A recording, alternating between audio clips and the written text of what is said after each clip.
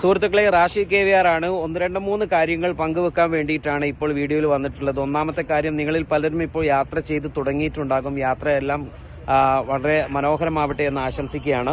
പല ആളുകളും ഇവിടെ എത്തിക്കൊണ്ടിരിക്കുന്നുണ്ട്, എത്തി തുടങ്ങിയിട്ടുണ്ട്. അന്തമാനിൽ നിന്നുള്ള 40 അംഗ സംഘം ഇവിടെ എത്തി. പറയാനുള്ള പ്രത്യേകമായിട്ടുള്ള 1-2 കാര്യങ്ങൾ. ഇവിടെ അത്യാവശ്യം ഉച്ച സമയത്തൊക്കെ നല്ല ചൂടാണെങ്കിലും ഈ ഗ്രൗണ്ട് ഉൾപ്പെടുന്ന ഈ പാലസ് ഗ്രൗണ്ടിന്റെ ഈ പ്രദേശത്ത് രാത്രി കാലങ്ങളിൽ അത്യാവശ്യം നല്ല തണുപ്പാണ്.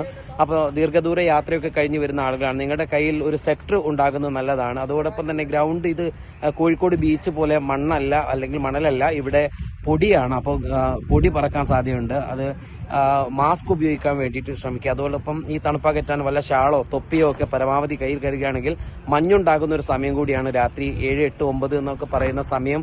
ആ ഒരു സമയം കൂടിയാണ്. അപ്പോൾ സെറ്റർ, മാസ്ക്, ഒപ്പം തന്നെ ഏതെങ്കിലും തരത്തിലുള്ള ഷാളുകൾ, പറ്റുമെങ്കിൽ ഓരോ തൊപ്പിയും കയ്യിൽ വെക്കാൻ വേണ്ടിയിട്ട് ശ്രമിക്കുക. അത് ഒരു കാര്യമാണ്. പിന്നെ രണ്ടാമത്തെ കാര്യം എന്ന് പറഞ്ഞത്, ബാംഗ്ലൂർ മൈസൂർ പാതയിലൂടെ വരുന്ന ആളുകളാണ്. ബാംഗ്ലൂർ മൈസൂർ ഹൈവേ 6 വരിപ്പാതയുണ്ട്. അതിലൂടെ വരുന്ന ആളുകൾക്കുള്ളൊരു മെസ്സേജ് എന്താണെന്ന് ചോദിച്ചാൽ, 2 ടോൾ ബൂത്താണ് ഈ 6 വരിപ്പാതയിൽ വരുന്നത്. അതിൽ ഒന്നാമത്തെ ടോൾ ബൂത്തിൽ അവിടെ ടോള് 160 രൂപയാണ്, രണ്ടാമത്തേതിൽ 140 രൂപയാണ്. ഫാസ്ടാഗ് ഉണ്ട് എന്ന് നിങ്ങൾ ഉറപ്പുവരുത്തുക. ഇല്ലെങ്കിൽ നിങ്ങൾക്ക് 160-ന് 320 രൂപയും തൊട്ടപ്പുറത്തേതിന് അതിന്റെ തോതിലും നമ്മൾ പൈസ കൊടുക്കേണ്ടി വരും. അത് നിങ്ങൾ ഉറപ്പുവരുത്തുക. മറ്റൊരു കാര്യമെന്ന് പറയുന്നത് സ്പീഡിന്റെ കാര്യമാണ്. ആ റൂട്ട് എന്ന് പറയുന്നത് 120 ആയിരുന്നു നേരത്തെ സ്പീഡ്, ഇപ്പം 100 ആയിട്ടുണ്ട്. 100-ലും ഇടക്ക് 80 എന്ന് പറയുന്ന ഒരു കോൺസെപ്റ്റ് കൂടി അവിടെയുണ്ട്. അപ്പോൾ അത് നിങ്ങൾ സ്പീഡിന്റെ കാര്യം നിങ്ങൾ ശ്രദ്ധിക്കുക. മൂന്നാമത്തേത്, നമ്മൾ ഗിയർ ഒന്നും ചേഞ്ച് ചെയ്യേണ്ട ആവശ്യം ഉണ്ടാവില്ല റൂട്ടിൽ കയറി കഴിഞ്ഞാൽ. പക്ഷേ പിന്നെ എന്ന് വെച്ച് നമ്മൾ ഏതെങ്കിലും തരത്തിലുള്ള ആലസ്യം കാണിച്ചു കഴിഞ്ഞാൽ അത് രാത്രി കാലങ്ങളിലൊക്കെ അത് കണ്ടെയ്നറുകളുടെ ധാരാളം സഞ്ചാരമുള്ളൊരു റൂട്ടാണ്, അപകടത്തിനുള്ള സാധ്യതകളുണ്ട് എന്നുള്ളതാണ്.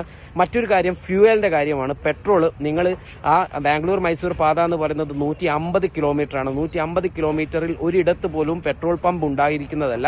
അപ്പോൾ ഫ്യൂവൽ വളരെ കൃത്യമായിട്ട് അടിച്ചു തന്നെ പോരുക. മറ്റൊരു കാര്യം ഭക്ഷണമാണ്. 150 കിലോമീറ്റർ സഞ്ചരിക്കുന്നതിനിടയ്ക്ക് ഒരു ഭക്ഷണശാല പോലും നമുക്ക് കിട്ടില്ല. അതുകൊണ്ട് തന്നെ മൈസൂരിൽ നിന്ന് ഭക്ഷണം കഴിച്ചതിന് ശേഷം മാത്രം വാഹനത്തിൽ ബാംഗ്ലൂരിലേക്ക് എത്തുക. ബാംഗ്ലൂരിൽ എത്തിയിട്ട് ചെയ്യാമെന്ന് കരുതിയാലും രാത്രി കാലങ്ങളിൽ പിന്നെ ഇനി രാവിലെയൊക്കെയാണ് എത്തുന്ന ആളുകൾ എങ്കിൽ അവർക്ക് ബാംഗ്ലൂർ ടൗണിൽ എത്തി ഉടനെ തന്നെ കഴിക്കുക എന്ന് പറയുന്നതും പോസിബിൾ ആയിട്ടുള്ള കാര്യമായിരിക്കില്ല. കാരണം നഗരത്തിന്റെ പല ഭാഗങ്ങളിലെയും ട്രാഫിക് ആ രീതിയിലാണുള്ളത്. മറ്റൊരു കാര്യം, വേദിയിലേക്ക് എത്തുന്ന ആളുകൾ ചെയ്യേണ്ട ഒരു കാര്യം എന്തെന്ന് ചോദിച്ചാൽ, ഗൂഗിൾ മാപ്പ് കൃത്യമായിട്ട് ഫോളോ ചെയ്യാൻ ശ്രമിക്കുക. ധാരാളം വഴി തെറ്റാനുള്ള സാധ്യതയുണ്ട്. പിന്നെ മറ്റൊരു കാര്യം എന്ന് പറയുന്നത്, ഇവിടെ രാവിലെയൊക്കെ എത്തി ഒരു 4 മണിക്കാണ് ഇവിടെ സമ്മേളന നടപടികൾ ആരംഭിക്കുക. ഈ രാവിലെ ഒരു 6 മണിക്കോ 7 മണിക്കൊക്കെ എത്തി ബാംഗ്ലൂരൊക്കെ ഒന്ന് കറങ്ങി കണ്ടു കഴിഞ്ഞ് 5 മണിയാകുമ്പോൾ ഇങ്ങോട്ട് എത്താമെന്ന് വിചാരിച്ചാൽ നിങ്ങൾ ഒരിക്കലും എത്തൂല. കാരണം ഒന്നാമത് ഈ പാത എന്ന് പറയുന്നത് അത്രമേൽ റഷ് ഉള്ളൊരു റൂട്ടാണ് ഈ റൂട്ട്. മറ്റൊരു കാര്യം, ഇനി നിങ്ങൾ കറങ്ങി ആയി ഒക്കെ വരികയാണ് എന്നുണ്ടെങ്കിൽ നിങ്ങൾ സമ്മേളന നഗരിയിലേക്ക് സമയത്തിന് എത്തുവാനുള്ള സാധ്യതയും വളരെ കുറവാണ്. അതുകൊണ്ട് തന്നെ ഈ കാര്യങ്ങൾ വളരെ കൃത്യമായിട്ട് നിങ്ങൾ ശ്രദ്ധിക്കുക. ഒന്നാമത്തെ കാര്യം, നിങ്ങൾ പിന്നെ ഏതെങ്കിലും തരത്തിൽ മെഡിസിൻ കഴിക്കുന്ന ആളുകളുണ്ടെങ്കിൽ കൃത്യമായിട്ട് നിങ്ങളുടെ മെഡിസിനുകൾ കയ്യിൽ കരുതുക, അതിനെ ഫോളോ ചെയ്യുക. നിങ്ങൾക്ക് നിസ്കരിക്കാനും ഭക്ഷണം കഴിക്കുവാനും ഒക്കെയുള്ള നിങ്ങൾക്ക് റിഫ്രഷ്മെന്റിനൊക്കെയുള്ള സൗകര്യങ്ങൾ അതാത് സ്ഥലങ്ങളിൽ ഒരുക്കിയിട്ടുണ്ട്. ഇന്ന് സുപ്രഭാതം ഓൺലൈൻ്റെ യൂട്യൂബ് ചാനലിൽ ഒരു ഗേറ്റ് വീഡിയോ പോയിട്ടുണ്ട്. അതിന്റെ ആ വീഡിയോയിൽ കാര്യങ്ങൾ വളരെ കൃത്യമായി സംഘാടകർ പറഞ്ഞിട്ടുണ്ട്. ആ വീഡിയോ കാണാൻ ശ്രമിക്കുക. നാളെ വീണ്ടും പിന്നെ സുപ്രഭാതം ഓൺലൈൻ്റെ ലൈവ് ഉണ്ടായിരിക്കുന്നതാണ്. മജ്ലിസ് നൂർ നടക്കുന്ന സമയമാണ് നാളെ എന്ന് പറയുമ്പോൾ ശനിയാഴ്ച വൈകുന്നേരത്തോടു കൂടി സുപ്രഭാതത്തിന്റെ ലൈവ് വരും. ആ ലൈവിൽ കൃത്യമായിട്ട് നിങ്ങൾക്കുള്ള സംശയങ്ങൾ കമന്റ് ബോക്സിലൂടെ ചോദിക്കാം.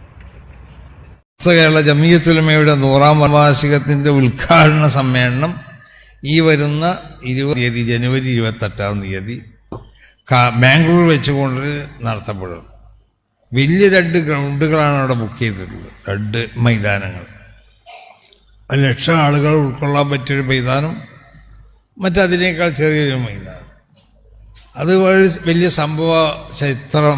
ചരിത്ര സംഭവമാക്കി മാറ്റണം. അപ്പോൾ അതുകൊണ്ട് ഇവിടെ കൂടിയ എല്ലാവരോടും പറയാനുള്ളത്, സമസ്ത കേരള ജമിയത്തുൽ ഉലമയുടെ ആ 100ാം വാർഷികത്തിൻ്റെ ഉദ്ഘാടന സമ്മേളനത്തിൽ വെച്ചുകൊണ്ടാണ്. ആ സമ്മേളനം 2026 ഫെബ്രുവരിയിൽ ഏത് ഡേറ്റിലാണ് നടത്തപ്പെടുക എന്നുള്ളത് തീരുമാനിക്കാം. അതിൻ്റെ സ്ഥലം എവിടെയെന്നുള്ളതും അന്നാണ് ഈ കാലം തീരുമാനിക്കപ്പെടുക. അപ്പോൾ അതുകൊണ്ട് അതിൻ്റെ ഉദ്ഘാടന സമ്മേളനം വളരെ വിപുലമായ രീതിയിൽ ബാംഗ്ലൂർ വെച്ചുകൊണ്ട് നടത്തപ്പെടുകയാണ്. എല്ലാവരും അതുമായി സഹകരിച്ച് അത് വിജയിപ്പിക്കാൻ വേണ്ടി ഓരോരുത്തരും ശ്രമിക്കണമെന്നും പ്രവർത്തിക്കണമെന്നും ഇവിടെ അതിൻ്റെ പോഷക സംഘടനകളൊക്കെ സ്നേഹിക്കുന്ന നിങ്ങളോടൊക്കെ വളർത്തിക്കൊണ്ടിട്ട് മഹാന്മാരാകുന്നതായ നമ്മളെ മശായിഖ് അസാധ്യത്ത് അവർക്കുള്ളതായ തടലിലും അവരുടെ പൊരുത്തത്തിലും ആയിക്കൊണ്ട് ജീവിക്കാൻ അല്ലാഹു നമുക്ക് തൗഫീഖ് ചെയ്യട്ടെ.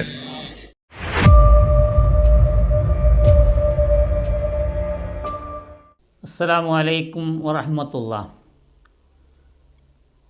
പ്രിയമുള്ള സഹോദരന്മാരെ, നമ്മുടെ ബഹുമാനപ്പെട്ട ജിഫ്രി മുത്തുക്കോയ തങ്ങൾ, സമസ്തയുടെ നേതാവ്, സമസ്തയുടെ പ്രസിഡൻറ്റ്, അദ്ദേഹം പറഞ്ഞതുപോലെ നമ്മുടെ സമസ്ത കേരള ജമിയത്തുൽ ഉലമ ജനുവരി 28-നാണ് അതിൻ്റെ സമ്മേളനം. 100-ാം വാർഷികം 2026-നാണ് 100-ാം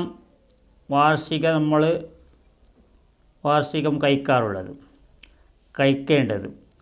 അതിൻ്റെ ഒരു ഉദ്ഘാടനം, അതിൻ്റെ ഒരു പ്രചരണം തുടങ്ങാൻ വേണ്ടി അതിൻ്റെ പ്രവർത്തികൾ ഒരുപാട്, അതിൻ്റെ കാര്യത്തിൽ നമ്മൾ ഏത് രീതിയിലാണ് ചെയ്യേണ്ടത്, അതിനെ പ്രചരിപ്പിക്കുക, ഇതെല്ലാം ചെയ്യാൻ വേണ്ടിയാണ് ബാംഗ്ലൂരിൽ ജനുവരി 28-ന് അവിടെ സമ്മേളനം കൂടുന്നത്. എല്ലാവരും പങ്കെടുക്കുക. അതുപോലെ സമസ്തയുടെ നേതാവും പറഞ്ഞു, അതുപോലെ എല്ലാവരെയും ഷെയർ ചെയ്ത് എല്ലാവരും ഈ സമ്മേളനത്തിൽ വരാൻ പറയുക, പങ്കെടുക്കുക, നല്ല രീതിയിൽ ചെയ്ത് നല്ല രീതിയിൽ നമ്മളിവിടെ കൂടി പ്രവർത്തനം മുന്നോട്ട് പോകാനും എല്ലാ കാര്യങ്ങളിലും നമ്മുടെ പ്രവൃത്തി അല്പം കുറഞ്ഞതുപോലെയാണ് കാണുന്നത്. അതുപോലെ നമ്മൾ ഈ 100 വർഷം 100-ാം വാർഷികം എന്ന് പറഞ്ഞാൽ ശരിക്കും 100-ാം വാർഷികമാണ്. 30-32 വർഷമായവർ 100-ാം വാർഷികം എന്ന് പറഞ്ഞവരും അതുപോലെ തുടങ്ങിയിട്ടുണ്ട്. ഏതായാലും ചെയ്യട്ടെ. നമ്മുടെ ഈ ജമിയത്തുൽ ഉലമ, സമസ്ത കേരള ജമിയത്തുൽ ഉലമയുടെ 100-ാം വാർഷികം ശരിക്കും 100-ാം വാർഷികം എന്നാണ് എല്ലാവരും കരുതേണ്ടത്. ഇതിൽ 100, 98 അതൊന്നുമില്ല. 2026-ന് ശരിക്കും 100 വർഷമായി. അതുകൊണ്ടാണ് ഇതിൻ്റെ അവകാശം, ഇത് കഴിക്കാനുള്ള അവകാശമുള്ളത് സമസ്ത കേരള കെ സമസ്തക്കാണ് എന്ന് പറയാൻ ഞാൻ ഇഷ്ടപ്പെടുന്നു. അതുപോലെ അവിടെ ഇത് ബാംഗ്ലൂരിലായതുകൊണ്ട് വലിയ സിറ്റിയാണ്, എല്ലാവർക്കും പരിചയമുള്ള നാടല്ല, എല്ലാ ഭാഗത്തു നിന്നും ആൾക്കാർ വരുന്നതാണ്. അതുകൊണ്ട് അവിടത്തേക്ക് എന്താണ് ചെയ്യേണ്ടത്, ഏത് രീതിയിലാണ് വരേണ്ടത്, അവിടെ പാലിക്കേണ്ട റൂൾസ്, നിങ്ങൾ വരുന്ന സമയത്ത് എന്താണ് ചെയ്യണം, എല്ലാം അവിടുത്തെ ഒരു പ്രവർത്തകൻ നിങ്ങൾക്ക് അതിൻ്റെ ഡയറക്ഷൻ പറയുന്നതാണ്. അതിനെ ശരിയായ രീതിയിൽ അനുസരിച്ച് വേണം. ഭക്ഷണത്തിൻ്റെ കാര്യത്തിലാകട്ടെ, അവിടെ ഇരിക്കുന്ന കാര്യത്തിലാകട്ടെ, വരുന്ന കാര്യത്തിലാകട്ടെ, അങ്ങോട്ടിങ്ങോട്ട് കറങ്ങാൻ പോകുന്ന കാര്യത്തിലാകട്ടെ, എല്ലാത്തിലും ശ്രദ്ധിച്ച് വേണം. അതിനാൽ ഒരുപാട് ആൾക്കാർ വരുന്നത് കൊണ്ട് എല്ലാവർക്കും ബാംഗ്ലൂർ പരിചയമല്ല. അതുകൊണ്ട് നല്ലപോലെ ജാഗ്രതയോടുകൂടെ ഒരാളും മിസ്സാവാത്ത രീതിയിൽ, ഒരാൾക്കും ബുദ്ധിമുട്ടാവാത്ത രീതിയിൽ വേണം നമ്മുടെ ഈ സമസ്തയുടെ ഒരു സമ്മേളനം കഴിയേണ്ടത്. അതുകൊണ്ട് ആ സഹോദരൻ പറയുന്നതിനെ കേട്ട് നല്ല രീതിയിൽ പ്രവർത്തിക്കുക, നല്ല രീതിയിൽ പങ്കെടുക്കുക.